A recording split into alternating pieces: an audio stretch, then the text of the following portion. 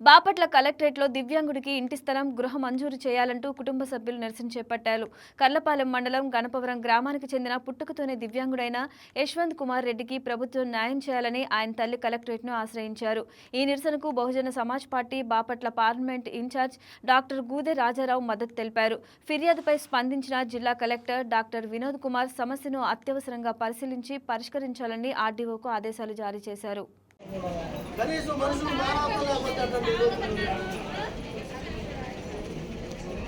ఎంతవరకు ఎన్నిసార్లు తిరుగుతారు?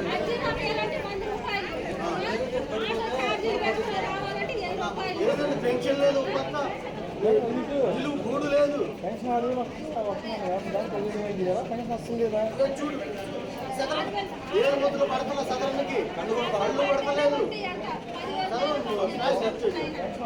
రావట్లేదండి. ఏదో వెళ్ళిపోతున్నా పడతలా మానవాళ్ళు కాదండి. ఏది పిల్లలేదండి. చూడండి ఎన్నిసార్లు తిరుగుతారు. 2.5 సంవత్సరాల నుంచి తిరుగుతున్నారు. ఒకరోజు 2 రోజులు కాదు.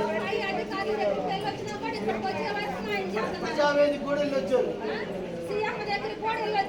2 సంవత్సరాల నుంచి మానవత్వం లేకపోతే అది ప్రభుత్వంలో వికలాంగులకి అదే ఉన్న పెన్షన్ చేస్తుంటారు. వికలాంగులకి అసలు పెన్షన్లే రానికుండా చేస్తుంటారు.